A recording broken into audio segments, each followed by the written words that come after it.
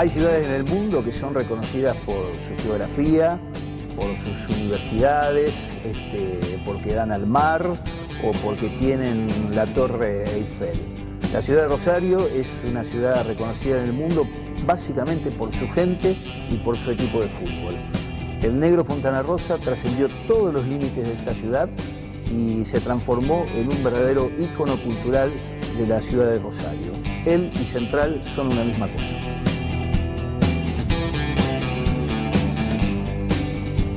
Soy un bufón de los buenos.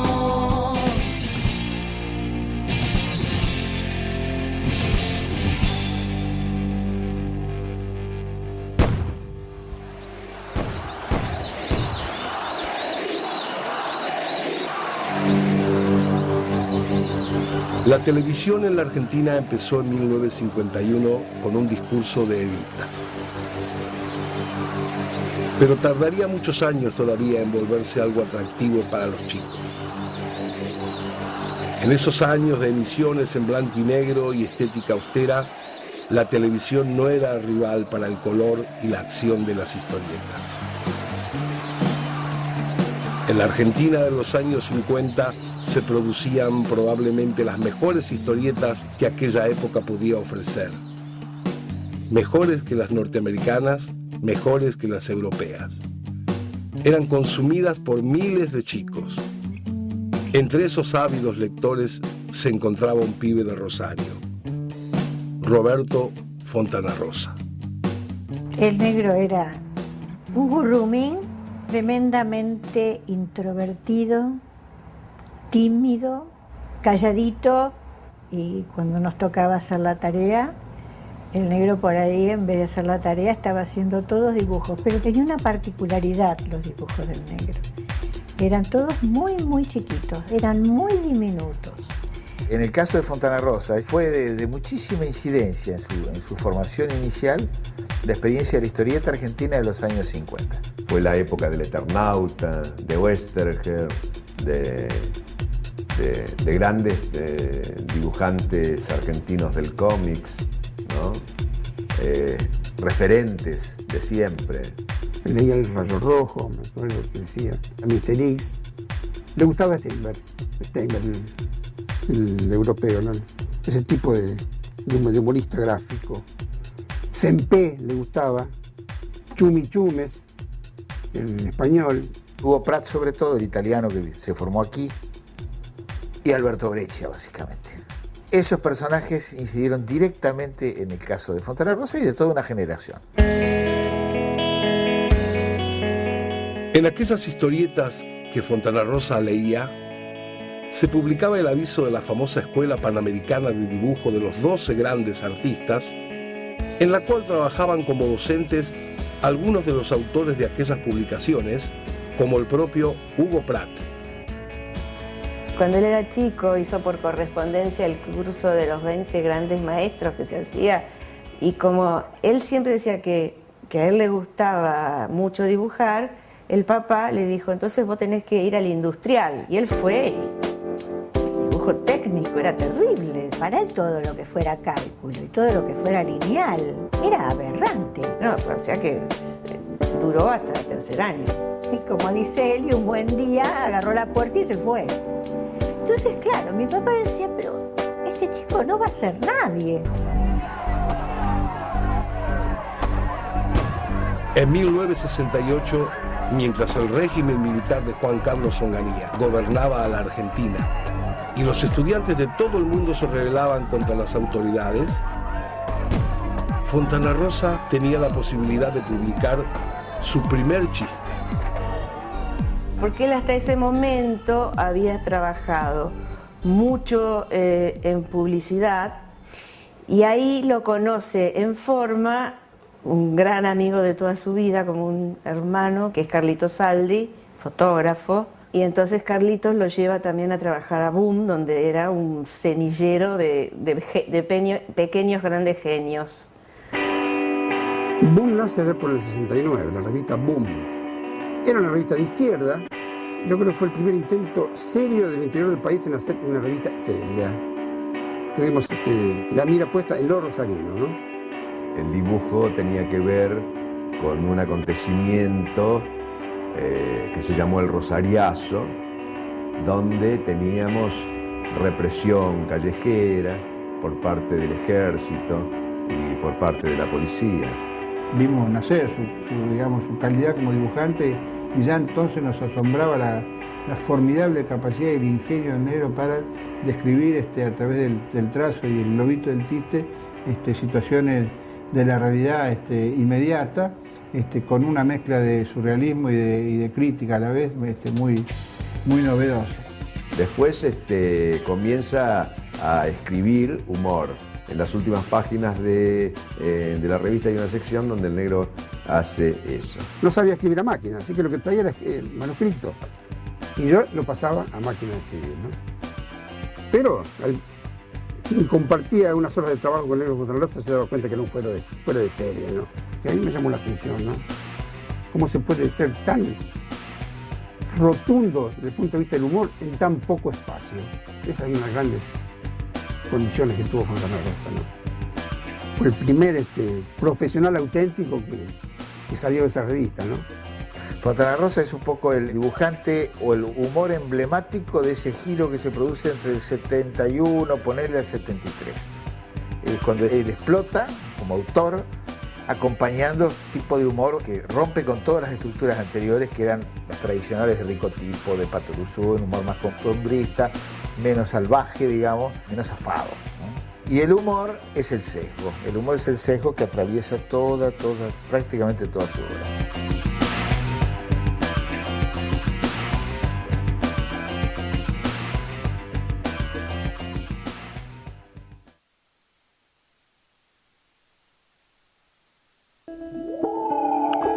Cuando nos íbamos de viaje,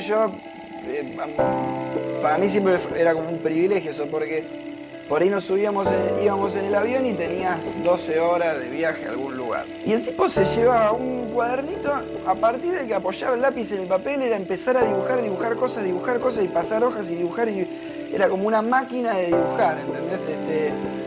Empezaba y dibujaba un perro, después dibujaba otro perro, después dibujaba un tipo, después dibujaba una mina, después dibujaba una gallina, después empezaba a dibujar un avión. Lo que a mí me sorprendía era la fluidez con la que pasaba de un dibujo al otro y dibujaba sin parar, ¿viste? A veces.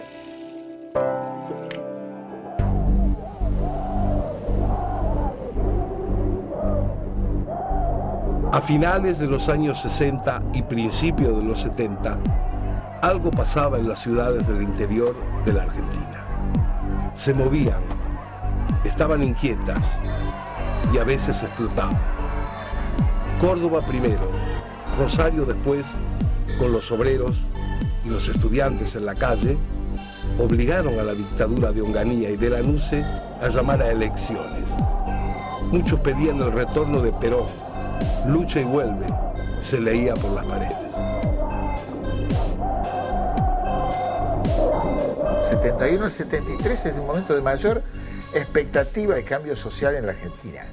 Se vislumbraba la posibilidad de un cambio radical en la sociedad a corto plazo, y no solo a través de las organizaciones armadas y la violencia, sino a través de la vía electoral. En ese momento aparecen estas nuevas formas de humor, y hay dos revistas que son clave. Una es Hortensia y otra es Satiricón. Y en las dos trabaja Fontana Rosa. Por un lado, porque tiene muchísimo olfato para lo popular y para lo satírico, que se ve en Hortensia. Y después para la cosa de ruptura, la cosa sea absolutamente provocadora, que es la de Satiricón. Hortensia y Satiricón aparecen en 1972. Hortensia se publica en Córdoba, pero se lee en todo el país, y en sus páginas Fontana Rosa convive con otros talentos como Caloi y Cris. En Satiricón, por su parte, se juntaron lo mejor del dibujo nacional con lo mejor del nuevo periodismo. En un nuevo tipo de revista que destrozaba a la política y la actualidad con su ironía. Aquí Fontana Rosa publicó adaptaciones de cuentos. Hortensia, en cambio, vería nacer a dos personajes fundamentales. El negro se conocía con Cris en realidad te diría que son como hermanos, ¿no? Y entonces se mandaban cartas. Y entonces una vez, en lugar de mandarle una carta, le mandó una pequeña historieta con un poema gauchesco, y después al poco tiempo hizo lo mismo con un mercenario terrible. Y a Cris le encantaron esas dos historietitas que le mandó y se las mostró a Conini, que era el director de Hortensia. Y Conini las publicó. En ese lugar exactamente es donde nacen Inodoro y Boogie, por ejemplo. Boogie el Aceitoso nació como una parodia del típico antihéroe rudo y violento de las series y películas estadounidenses. Quienes no comprendieron el tono irónico y el humor de la historieta se dividieron en dos bandos.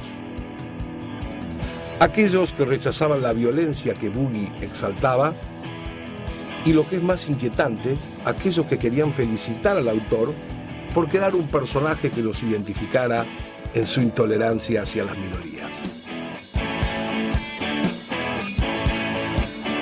Boogie el Aceitoso, cuando era chico me parecía una de las historietas más desopilantes, y de grande le encontrás como la vuelta, ¿no?, a lo políticamente incorrecto que tiene y qué sé yo, pero cuando era chico era gracioso nomás.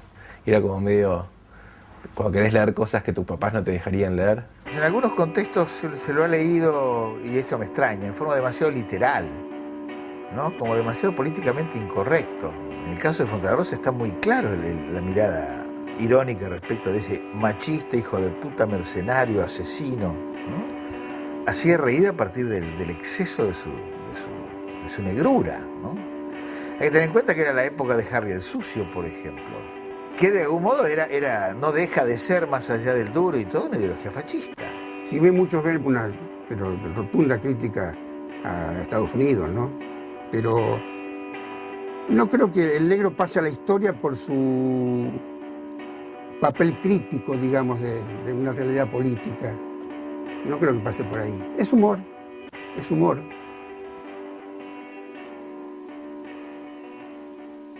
Además de publicarse en la revista Hortensia, Boogie el Aceitoso pasó por el semanario La Maga y por publicaciones mexicanas y colombianas.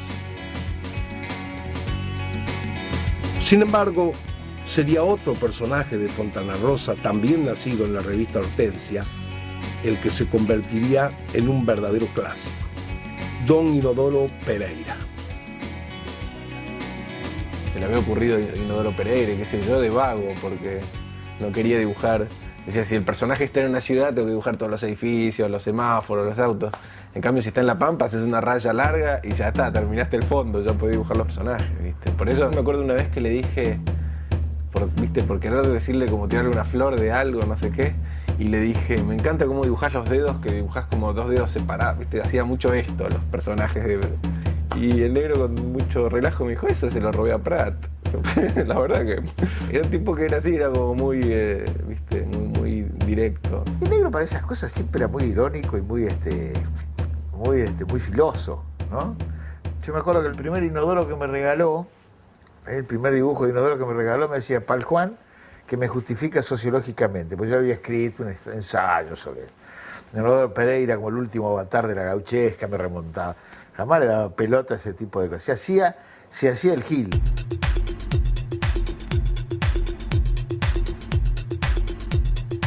Pero tanto Boogie como Inodoro son parte de una serie de obras que él realizó para Hortensia, en la cual ironizaba, satirizaba y jugaba con distintos modelos de relato. El encuadre de Boogie es el de la tele o de la pantalla, tiene muchos primeros planos, tiene cortes. El Inodoro no. Inodoro está comentando las ilustraciones de Castañero para la edición de Udeva, ¿no? Está trabajando con una mano muchísimo más limpia, no ves los primeros Inodoros y te das cuenta de eso. Es decir, que la cita no es solo literaria, sino que es plástica también.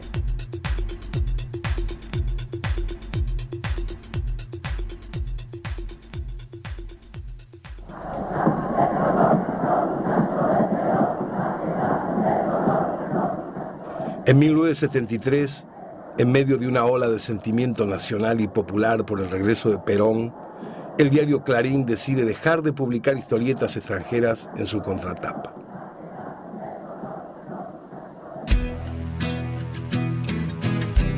Para reemplazarlos, contrata a algunos de los mejores nombres del dibujo argentino, como Caloi, Cris y Beauty. El propio Fontana Rosa es convocado y empieza a publicar sus clásicos chistes de una sola viñeta. No va a dejar de publicarlos allí durante 30 años. La democracia se termina de nuevo el 24 de marzo de 1976. Lo que empieza es la peor dictadura de la historia argentina.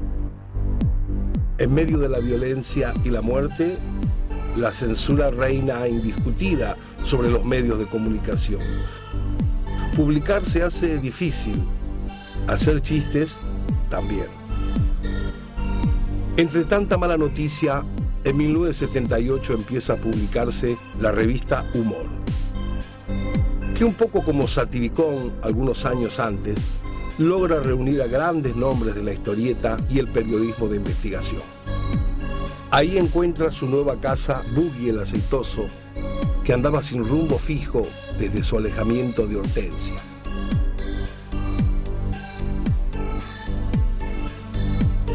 Inodoro, por su parte, se establece definitivamente en la revista semanal del diario Clarín. Cuando empezó a salir Inodoro Pereira en la revista Viva, la revista le había propuesto que saliera todos los domingos Inodoro. En esa semana que se lo propusieron, yo me levanto una noche y lo encuentro caminando por el pasillo, de punta a punta. Digo, ¿qué te pasa? No puedo dormir, dice. Yo no sé si voy a poder hacer un Inodoro por semana.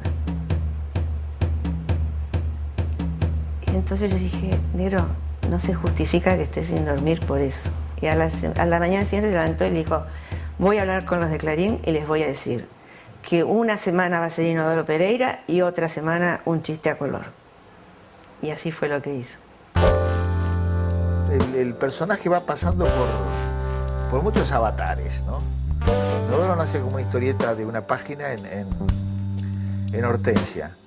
Cuando se traslada después a la revista Mengano y después a 7 días, que tiene posibilidad de más desarrollo, se convierte en folletín. Y luego cuando cae en Clarín, ya a mediados de los 70, ya se estaciona definitivamente, ¿no? Ya tiene rancho, la primera vez que tiene rancho, tiene el Leblog, ya tiene Mendieta, pues necesita un interlocutor fijo, ¿no? Parece que a él negro se preguntó a sí mismo y dijo, un perdedor como Inodoro no puede tener una mujer como Leblog.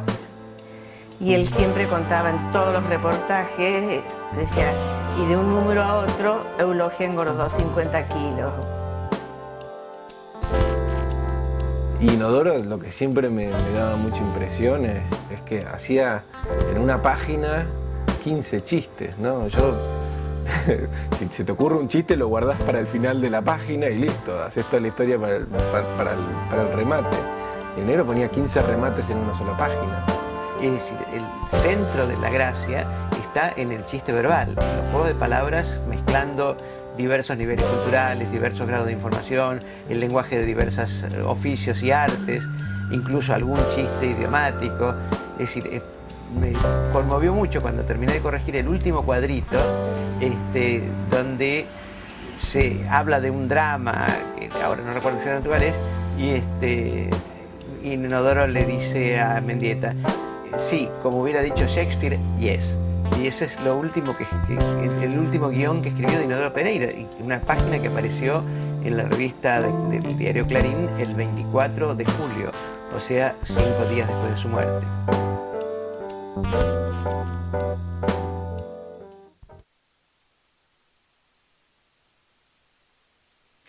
Yo me acuerdo de ir a la Feria del Libro y en el stand de La Flor un día firmaba aquí, otro día Caloi, otro día Fontana Rosa, y me acuerdo de ir a hacer toda la cola y pensar, ¿qué le voy a decir? No sé, me llamo Ricardo, mucho gusto, quiero ser dibujante, o, ¿viste? Si vas pensando y vas llegando para adelante y te empiezan a subir las palpitaciones y a transpirar las manos y no sé qué. Y creo que le dije, me firmás el librito. Y me firmó acá un boogie, que sería el 12, a Ricardo.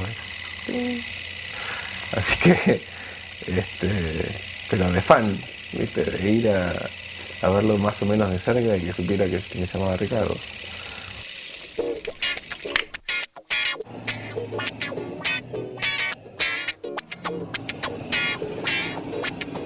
Dios atiende en Buenos Aires, dice el saber popular. Un dibujante del interior que quiera triunfar tiene que irse a la capital. Pero Fontana Rosa no quiso. Se hizo famoso sin moverse de Rosario, trabajando en su estudio, dibujando en los bares. Él hizo una elección de vida, digamos, porque todo el mundo dice por qué no se fue a Rosario. Él le contestó una vez a alguien, es la misma decisión que tomaron 1.200.000 tipos como yo, que viven acá. El día de Fontana Rosa era extremadamente estructurado, prolijo y metódico. Y eso era lo que lo hacía que pudiera trabajar de la manera que trabajaba, porque era una máquina. Él siempre, cuando empezaba el día de laburo, leía el diario primero. Iba al trabajo hasta eso del mediodía, donde volvía a mi casa a comer y se volvía a ir hasta eso a las 6 de la tarde. A las 18 ya se levantaba y se iba al Cairo, donde veía pasar la vida y charlaba, o más que charlar, escuchaba mucho. Él era una esponja permanente. Por ahí te decía, dame un papel, ¿tenés un papel? Y anotaba. Y vos veías que se escribía en la servilleta, ¿viste? Pata de pollo. Qué sé yo, no sé, a él le resultaba como un disparador eso para acordarse de qué carajo era lo que quería decir. Él era muy solitario para trabajar, tremendamente solitario, él no quería saber nada. Él también tenía lo suyo y se olvidaba de los cumpleaños de todos sus amigos, se olvidaba de la fecha, no se sabía su número de documento, pero que tenía que ver con que él toda su energía la tenía puesta en su laburo y en lo que a él le gustaba.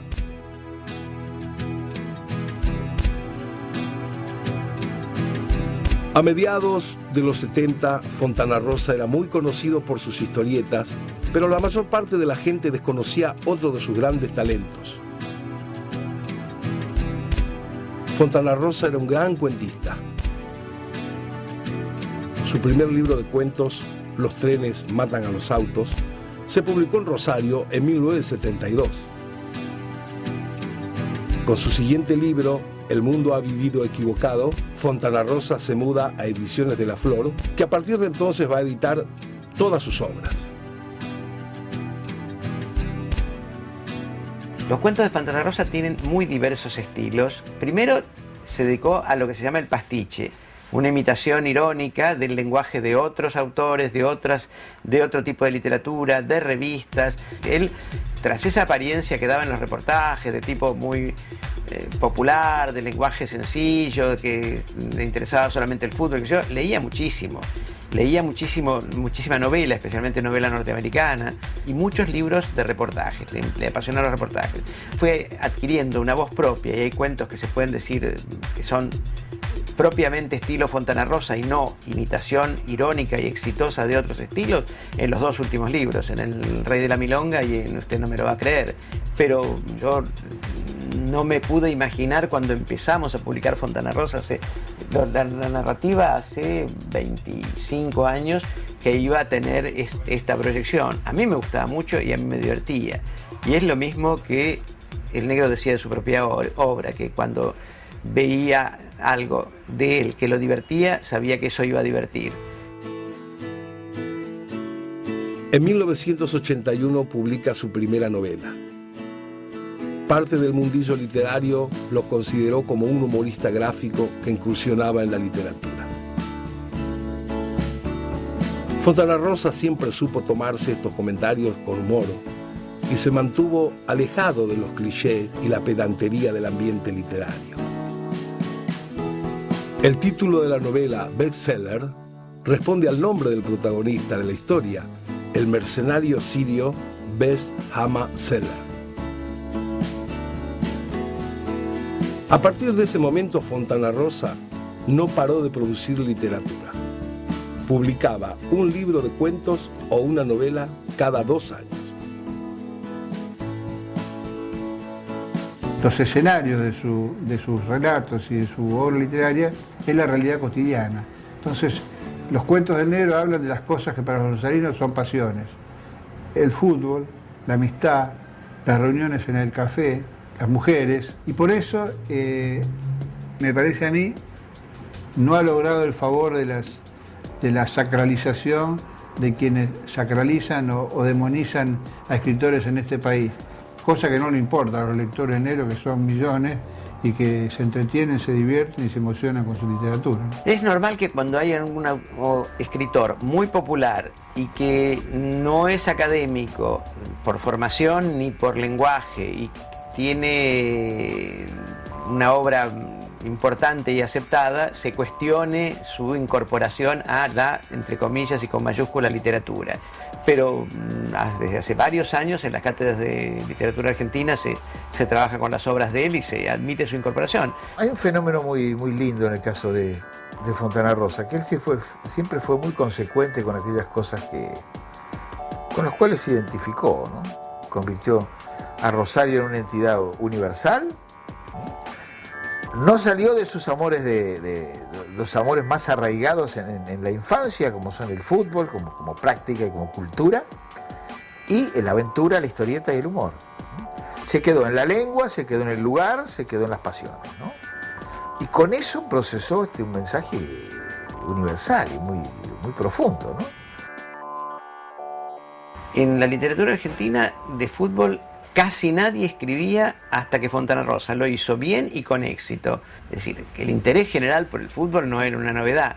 Convertirlo en literatura, con conocimiento, no visto desde lejos, visto desde afuera. El negro lo hizo desde adentro como hincha, como jugador amateur, y a partir de él hay una cadena de nombres. El primer cuento famoso, que ya es una obrita maestra, que es La Barrera, el primer cuento que él escribió, es una síntesis de eso. Es un chico pateando en el patio de su casa, un patio como este, a la siesta. Él va relatando, va contando su tiro libre. Está todo ahí.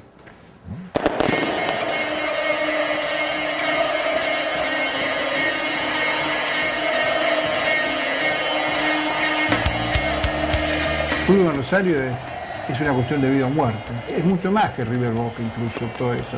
Bueno, el negro eso lo pintó de una manera fantástica.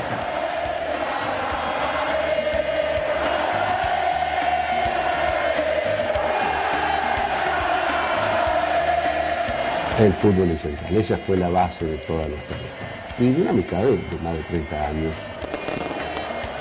El negro hubiese cambiado lo que fue por ser un 9 goleador de Central. Jugó al fútbol hasta que pudo, tuvo dificultades por unas operaciones de cadera, se pusieron prótesis, y cuando no pudo correr más, siguió yendo y dirigía como árbitro para poder estar en contacto con el verde césped, con el olor del césped, con la pelota picando, con todo lo que eso significa para los que nos gusta el fútbol. Y realmente aquellos que les gusta el fútbol y encuentran en los cuentos del negro, que porque si lo hubiese escrito uno, porque es lo que uno está sintiendo como amante del deporte.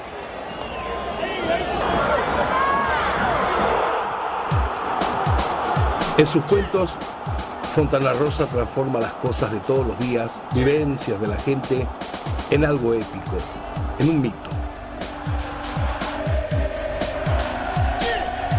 Eso pasó con el cuento titulado 19 de diciembre de 1971, que inmortaliza la jornada en la cual Rosario Central eliminó a su clásico adversario, Newell's Old Boys, en las semifinales del Torneo Nacional de Fútbol con un gol de palomita de Aldo Pedro Poy.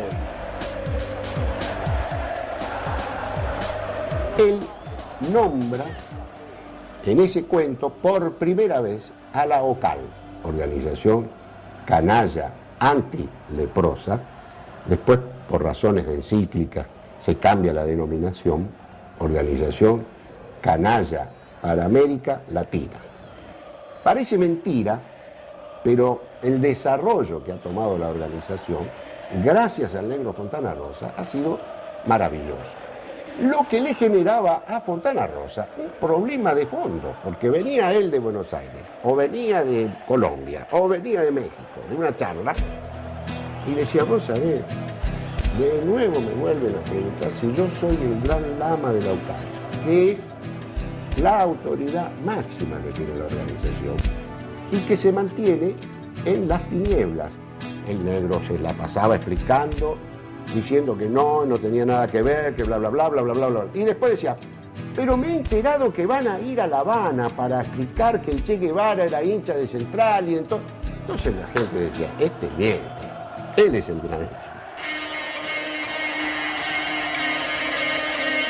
Nosotros siempre decimos que el Milan podría haber tenido un dibujo en su camiseta de Leonardo da Vinci, pero no lo tiene.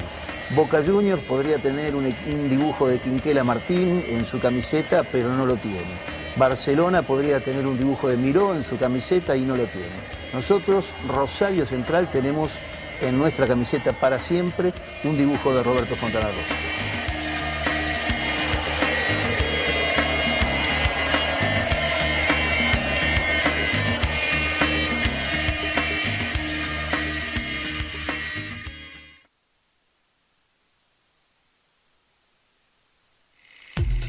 Él nunca armaba un programa con tanta anticipación porque siempre tenía que estar dependiendo si Central jugaba de local o... Entonces, la gente del Parque España lo había llamado y le había dicho de que como 3 meses antes si podía estar en una mesa de presentación de Pérez Reverte. Cuando Pérez Reverte empieza a ser el escritor de habla hispana más vendido, más leído del mundo. Y el negro me contaba, vos podés creer que yo les dije que sí, pero claro, 3 meses, ¿qué voy a pensar yo? Que un miércoles, 3 meses atrás, que el miércoles que viene tengo que hacer la presentación de Pérez Reverte y juega Central contra Argentino Juniors. Te voy a pedir un favor, yo quiero que vos, en algún momento de la charla, de la presentación, vos te asomes por el auditorio, yo voy a dar mis explicaciones,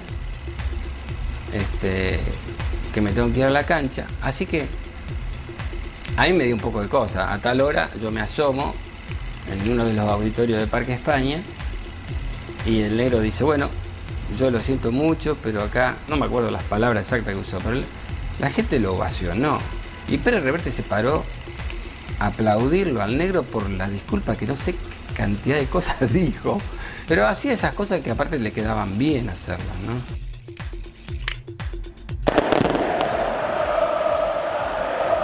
Con el fútbol como tema, Fontana Rosa escribió no solamente cuentos, sino toda una novela que transcurría íntegramente durante un partido de fútbol.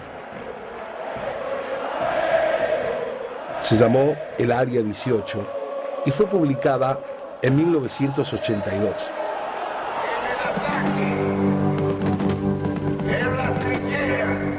El año en que la dictadura militar trataba de sobrevivir inventando una guerra en las Islas Malvinas.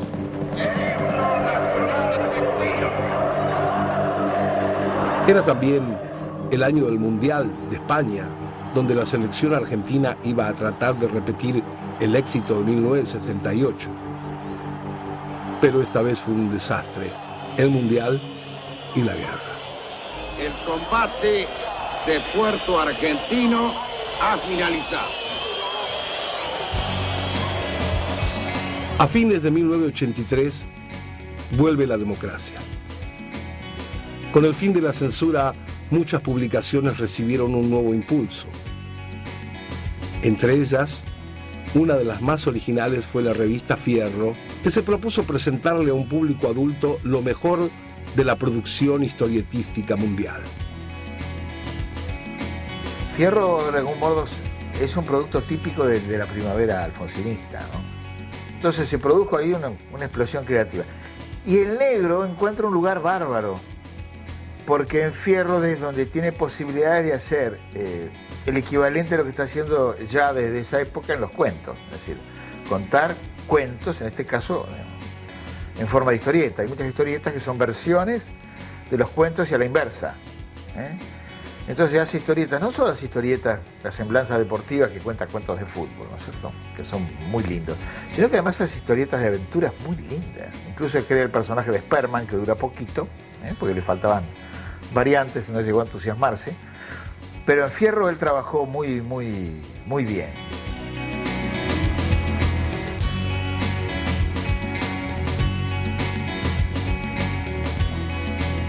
Ya muy identificado con el fútbol, Fontana Rosa inventa otros dos personajes. La hermana Rosa, una suerte de mentalista que predice equivocadamente los resultados de los partidos. Inicialmente pensada para un diario colombiano, la hermana Rosa termina comentando los partidos de la selección argentina en los mundiales de 1994, 1998, 2002 y 2006. Más tarde, el sociólogo especializado en fútbol, Juan José Yaya Serenelli, se suma a la interpretación de los partidos.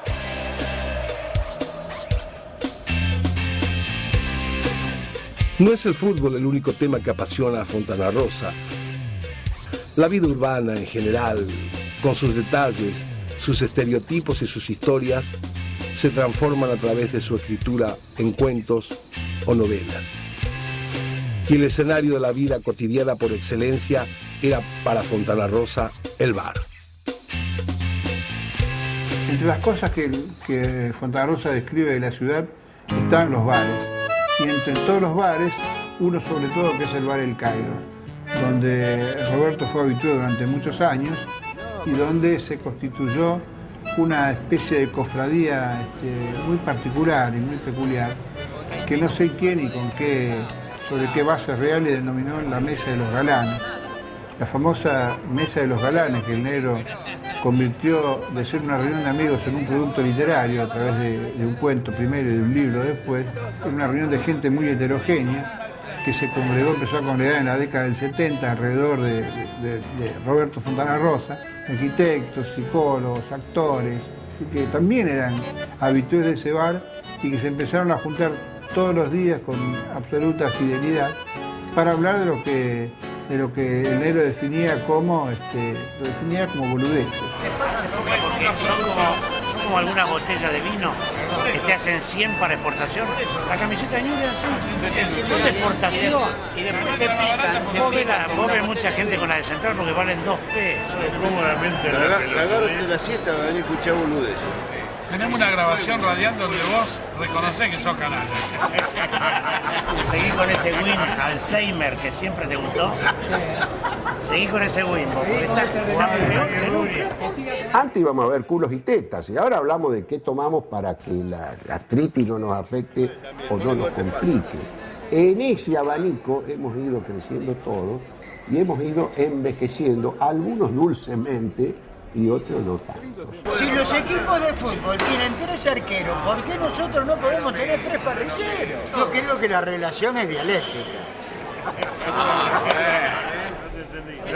Yo te miraba abajo a ver si salían las letritas. Subtitulado. Perdóname, ¿esto sale en castellano? Con el negro uno tenía oportunidad de conocer personalidades y de una manera muy relajada y muy distendida. Me acuerdo que era una tarde de verano, en enero. El negro nos avisó. Es probable que vaya con Serrat. Él le llamaba Juan. Quiere conocerlo a todos ustedes. Y quiere conocer el Cairo. El Cairo viejo. Así que cuando llegaron caminando los dos en Bermuda y en Alpargata era bastante fuerte. Incluso gente que lo vio a Serrat pasar, me parece que ni se enteró que era Serrat el que estaba, aparte en un plan muy distendido, estuvo divertido. Y hace muchos años más vinieron gente como Nicolás Guillén, Miguel Ángel Asturias, David Viña, y gente de la cultura también y de la literatura, que venía el Cairo. Todo el mundo quería saber qué era el Cairo. Había mucha fantasía con respecto a la composición de la mesa, que era una mesa intelectual. En la mesa se cocinaba filosofía, literatura y todos esos temas y nada que ver. Lo que el negro hace es incorporar al bar como un escenario, digamos, casi permanente de mucha de su literatura, pero lo hace con esa visión de que el café y el bar es el lugar de encuentro para las cosas luminosas, para las cosas más positivas, para la alegría, la broma, la jarana, el chiste. Hay que reflexionar. No sé. Y eventualmente puede colarse por allí la tragedia o la cosa luctuosa. Ahora caímos un poco en la melancolía. Pero no como elemento fundamental. Frente a esto, ¿qué se puede decir?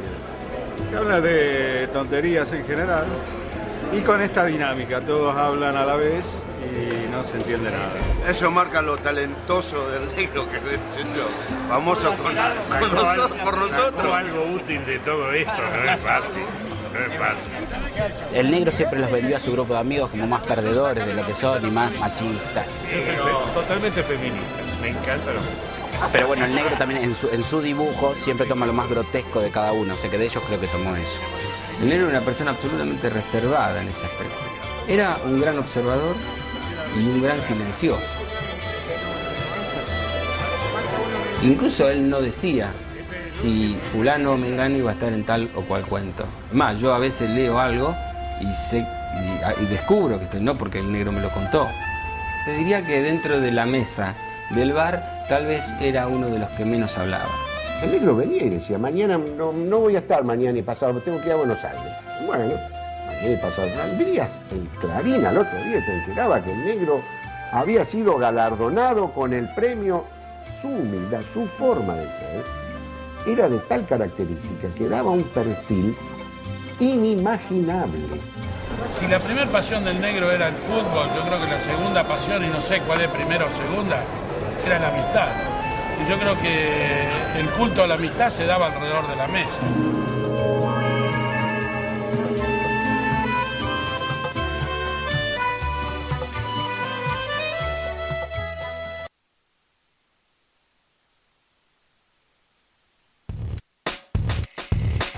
Él siempre decía que siempre fue profesional porque siempre tuvo que pagar para jugar a la pelota. Siempre tuvo que pagar cancha, pagar un referee, pagar las camisetas. Yo tengo los botines, su último par de botines lo tengo en mi casa. Porque me lo dio, me dice, tomá, llévatelo, no creo que voy a jugar al fútbol y se caga de la risa. Me lo dio. Porque yo iba en un sábado a la tarde y me llama un amigo para ir a jugar a la pelota. Me dice, llévalo, jugar. Dice, mañana me contás cómo te fue. Cuando voy el lunes al estudio, después de un rato le digo, che, usé tus botines. Y sí, sí, le digo, mirá, agarré una pelota y la clavé en el ángulo. Y digo, ¿verdad esto? Por más que sea un queso jugando la pelota. Le pegué, la clavé en el ángulo. Y dice, ¿qué quieres? Son los botines. ¿Qué te pensaste que era vos? Me dice.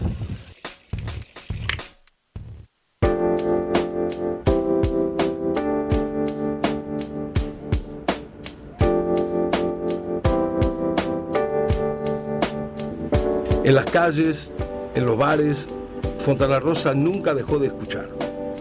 Su gran oído para las conversaciones cotidianas le permitían volcarlas en cuentos que después resultaron ser una excelente materia prima para obras de teatro y adaptaciones en televisión.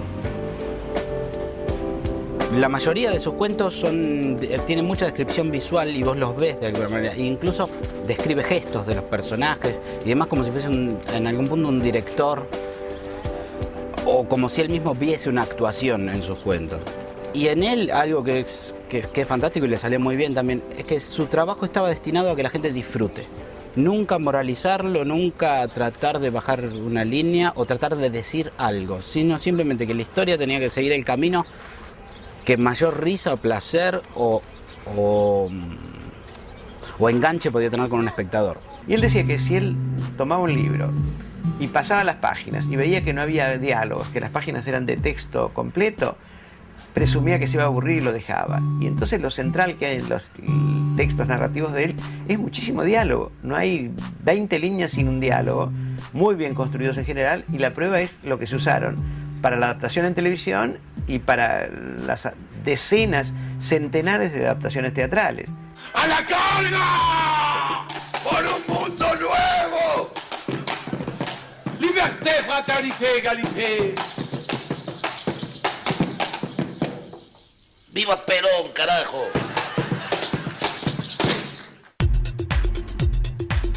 Antes de publicar el libro de cuentos, usted no me lo va a creer, en el año 2001, Fontana Rosa cedió sus derechos para la realización de una obra de teatro basada en 5 de esos cuentos, llamada Argentines.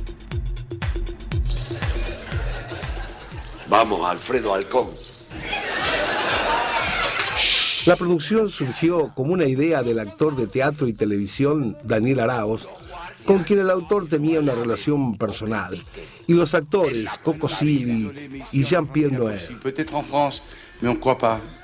La obra resultó un éxito de taquilla y fue la disparadora de una segunda versión, esta vez basada en los cuentos del último libro de Fontana Rosa, El Rey de la Milonga. Argentine 1 y Argentine 2 fueron estrenos en la Feria del Libro. Las 2 veces aconteció lo mismo. Fue muy impresionante, yo no me voy a olvidar nunca cuando presentamos este cuento, el de Argentine, del Mickey, con la presencia de Roberto, un cuento inédito. Todavía nosotros no habíamos estrenado el espectáculo, por lo tanto la presión era tremenda, ¿no? Sobre todo porque a veces nos escapamos del texto. Escúchame, allá en París, ¿hay seno 4? El seno 4, qué lindo. Sí, hemos viajado en el seno 4, loco. Pero le preguntó otra cosa, hacer la traducción, está desesperado este hombre. No sé ni lo que estoy diciendo yo. No. ¿Qué pasó? Y él tenía esa humildad maravillosa que antes de presentarnos dijo, bueno, yo no me hago responsable de lo que hicieron estos muchachos porque yo todavía no vi nada. Y después dijo que no solo le había gustado, sino que apreció que el público se reía sobre todo de los chistes que él no había escrito. Y así se termina este cuento argentino, pensado y escrito por un rosarino, mundano a pesar de ser pueblerino y actuado por estos 4 partiquinos. Somos así los que aquí nacimos, los que aquí vivimos, los que aquí morimos. A veces equinos, a veces cochinos, pero todo el camino por siempre argentinos. Tras esta experiencia, Araoz decidió producir junto al propio Silly y a Javier Nir un ciclo televisivo en el canal estatal argentino llamado Cuentos de Fontana Rosa. El tiempo es relativo. Respetando las historias y el formato dramático de los cuentos, el ciclo programó inicialmente adaptar a la pantalla chica 26 de los cuentos del autor rosarino. Lo que me costaba ahí era asimilar los cambios de respiración.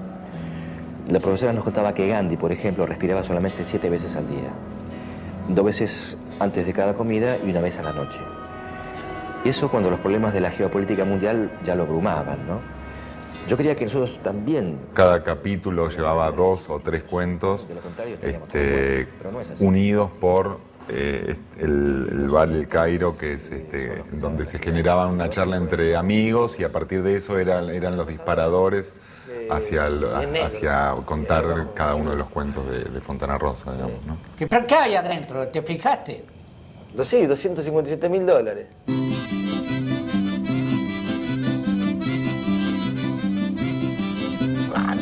En un año creo que adapté 70 cuentos del negro, que fue un trabajo infernal. Pero por otro lado divertidísimo, porque la verdad que estar a las 3 de la mañana, yo trabajo de noche siempre, y estar a las 3 de la mañana adaptando los cuentos del negro y de repente empezar a reírme solo por una frase, era impagable eso. Por más buena que esté la perra, el perro cuando está ahí y ve por la ventana y ve que toda la familia lo está espiando, lo está mirando, ¿cómo quiere que se concentre el perrito?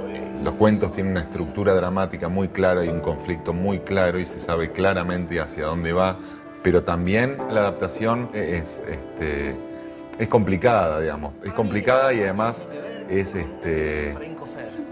sobre todo para mí es cortarle la imaginación al lector de los cuentos, ¿no?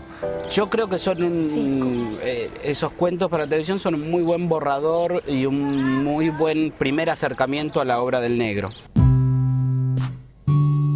El humor sutil basado en los juegos de palabras y el ingenio fue lo que le permitió a Fontana Rosa acercarse al grupo humorístico musical Les Luthiers.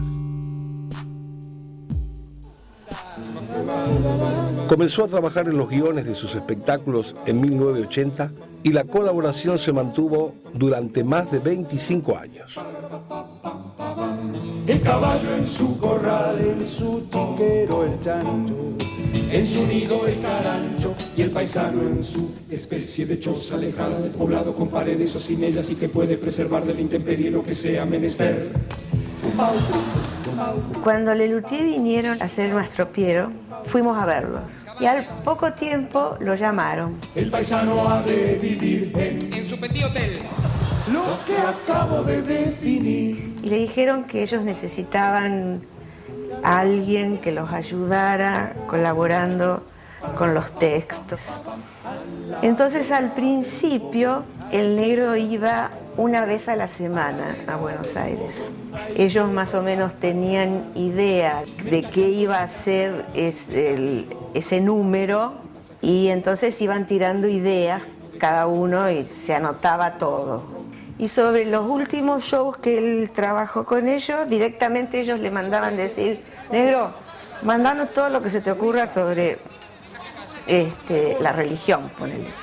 A la voz de Aura. Entonces él lo escribía y se los mandaba. Everybody.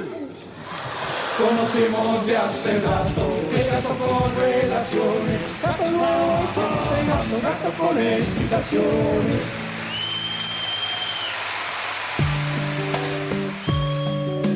En el año 2004, Fontana Rosa se embarcó en otro gran proyecto. Los médicos ya le habían detectado una enfermedad que le provocaría gradualmente la pérdida de la movilidad. Pero esto no fue un obstáculo para que se dedicara a ilustrar una nueva edición del Martín Fierro, de José Hernández, el poema gauchesco que es considerado por muchos como el clásico más grande de la literatura argentina. ¿Cómo es que te llamas? Martín Fierro. Mientras realizaba estas ilustraciones, recibió una propuesta todavía más original. Usar las mismas ideas gráficas para realizar un largometraje de animación sobre el Martín Fierro. ¡Soldados! ¡Esto es la frontera! Fontana Rosa no llegaría a ver el estreno en cine de esta producción.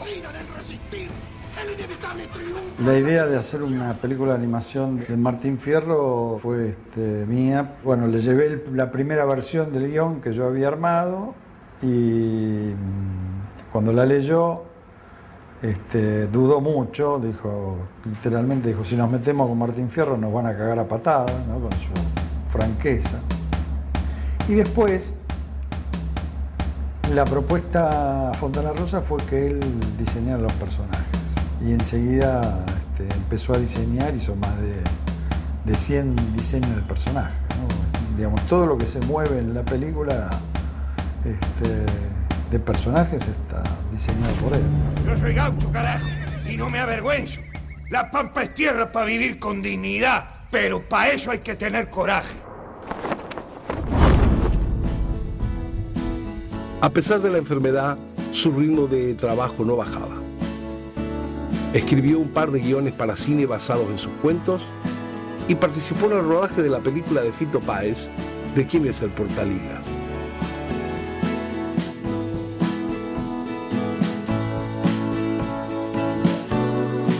Una de las primeras cosas que me sorprendió del negro, cuando trabajábamos juntos, era que él mismo se reía con sus ideas. O sea, a él se le ocurría algo y cuando me lo contaba me decía, se me ocurrió tal cosa. Y cuando me la contaba él mismo se reía. No se reía tampoco como un pelotudo, se reía porque le causaba gracia su propia idea. Y después otra cosa que me sorprendió es lo despreocupado y lo humilde que él podía ser, justamente con esas ideas y con sus textos y demás. Me parece que él lo que priorizaba era una buena relación y una manera divertida de trabajar. Y si esa manera de trabajar estaba siendo divertida, era que las cosas iban bien. Si hablaste salvar, Rosa, ya lo negociamos todo con tu abogada. Yo al Puma no lo puedo entregar, ¿eh? Ya te dije que lo quiero afuera. No, para él fue un juego. Y al otro también lo quiero afuera. Yo creo que el negro hubiera podido ser actor tranquilamente. ¿no? Porque, bueno, al final dejaron en la película 30 segundos nada más, pero lo que se filmó fueron 4 minutos y estaba maravilloso. Realmente maravilloso. Y esto sin ningún tipo de preparación. Vino Fito una semana antes y le dijo, bueno, vos vas a hacer el papel de un juez y tenés que decir tal y tal cosa. O sea, Cristina Venegas te va a responder y vos tenés que seguir el texto más o menos como yo te lo digo, pero en ningún momento lo tenía escrito. Y fue, o sea, lo hizo realmente fantástico. Sé que creo que hubiera podido también hacer eso, ¿no?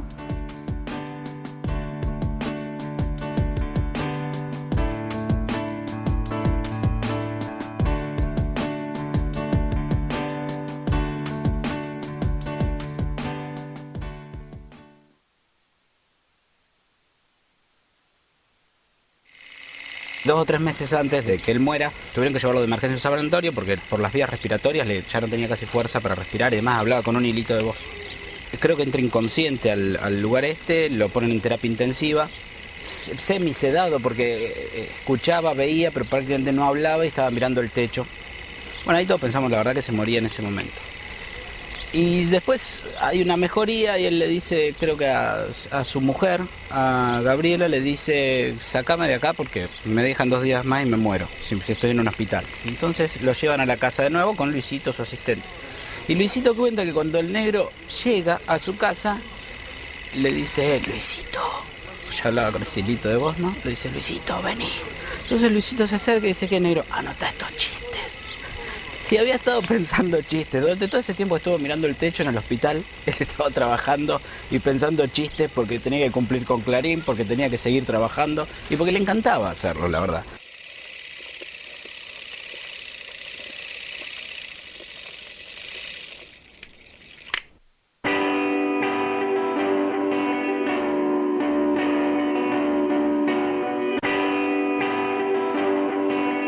En el año 2004, la ciudad de Rosario fue elegida como sede del tercer Congreso de la Lengua Española.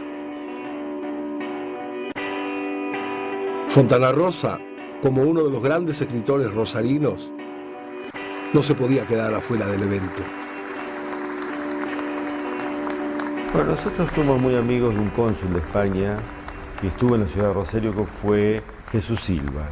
Este amigo, verdaderamente, cuando se firmó el acuerdo para que se realice en tierras argentinas el tercer Congreso de la Lengua, él nos llama por teléfono y nos dice, bueno, Rosario es una ciudad que tiene una gran historia de vinculación de España con Argentina y que verdaderamente sería un lugar adecuado para realizar el tercer Congreso de la Lengua.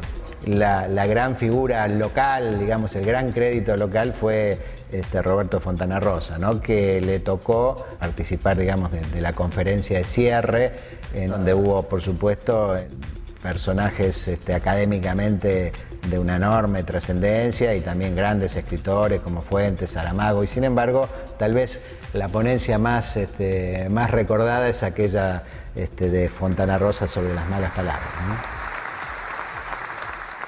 Hay palabras de las denominadas malas palabras que son irreemplazables por sonoridad, por fuerza, algunos incluso por contextura física de la palabra. No es lo mismo decir que una persona es tonta o sonsa que decir que es un pelotudo. El secreto de la palabra pelotudo ya universalizada, no sé si está en el diccionario de dudas, me voy a fijar, porque también puede hacer referencia a algo que tiene, se puede hacer referencia lógicamente a algo que tiene pelotas, como podría ser un utilero de fútbol, es un pelotudo porque traslada la pelota. Pero digo, el secreto, la fuerza está en la letra T. Analicémoslo, anoten las maestras, está en la letra T. No es lo mismo decir sonso que decir pelotudo. toda la evolución de la transgresión de la mala palabra, que empezó con Gasalla diciendo forro en televisión, ¿te acordás? Ahora que ya es cualquiera. El que para mí cerró ese camino es el negro cuando hace la charla sobre las malas palabras en el Congreso de la Lengua en Rosario. Entonces, ya ahí me parece que ese especie de caminito de la mala palabra está cerrado y está todo lo que puedes hacer. Hay otra palabra que quiero apuntar, que creo que es fundamental en el idioma castellano, que es la palabra mierda. También es irreemplazable. Y el secreto de la contextura física está en la R. Anoten las docentes, en la R. Porque es mucho más débil, como lo dicen los cubanos, mierda. Y esa fue una de sus últimas y más brillantes apariciones públicas, ¿no? Porque se dio cuenta que había tenido realmente un impacto inesperado incluso para él mismo, ¿no? Creo que lo hizo feliz. Y no solo eso, yo creo que ahí está en la base de los problemas que ha tenido la Revolución Cubana, la falta de posibilidad expresiva.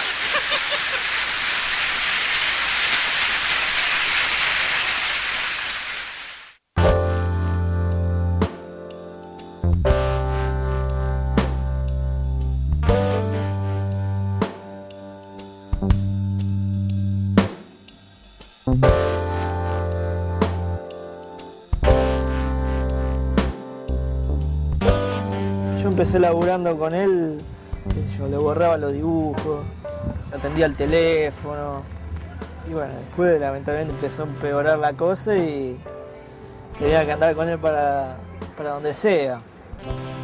Siempre buscamos la manera de que él no deje de trabajar porque era su terapia. Entonces, como a él le costaba más, el negro siempre, negro Cris hablo, ¿no? Para no confundir. Se ofreció siempre para hacer la página. Y fue un momento que hicimos un viaje y el negro habrá estado 15 días sin dibujar y cuando volvimos ya no podía dibujar más. Y entonces habló él con Cris, le dijo yo te hago los dibujos y así la fuimos piloteando a tal punto que nunca dejó de publicar. Durante los últimos años de su vida, Fontana Rosa recibió numerosos homenajes y distinciones por su obra en los más diversos ámbitos de la cultura, tanto en el exterior como en su propio país. Con respecto a los últimos homenajes que se hicieron, que fueron en cadena los 2 últimos años, él lo disfrutaba muchísimo, ¿no? Pero también disfrutaba cuando iba con su silla de ruedas por la calle y pasaba alguien y le gritaba, dale negro. Y él ya en ese momento que estaba bastante debilitado, decía que, bueno, que él estaba jugando con 8 jugadores, le preguntábamos cómo se sentía, que él estaba jugando con 8 jugadores, pero que lo sostenía el aliento de la hinchada. Él en Cartagena le dan un premio como humorista a nivel latinoamericano, de mucha importancia. Él hacía una broma de que, bueno, después de este premio, me imagino el recibimiento que tendré en mi ciudad. Hacía alguna cosa así muy irónica como del ídolo que vuelve, como si hubiera ganado un campeonato. Y bueno, realmente sucedió.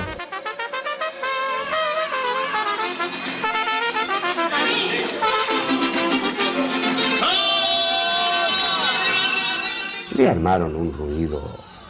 Terminó siendo un espectáculo casi te diría, de escola da samba.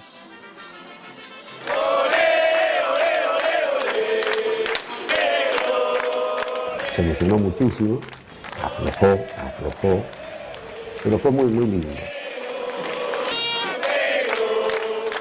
Al trascender el tema de su enfermedad y al avanzar la enfermedad, entonces la gente lo seguía no solamente por la obra, sino por el ser humano. Y eso para él era muy importante. Yo creo que lo ayudó muchísimo a estar activo hasta último momento. Te digo que supera ampliamente todo lo que yo podría haber esperado.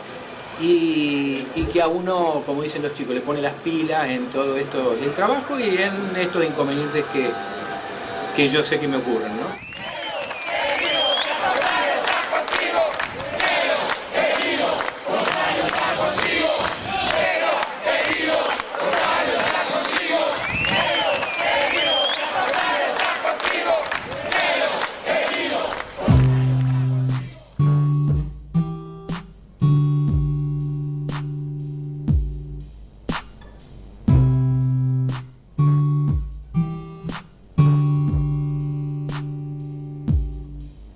Nosotros ese último año forzamos para llevarlo a la cancha.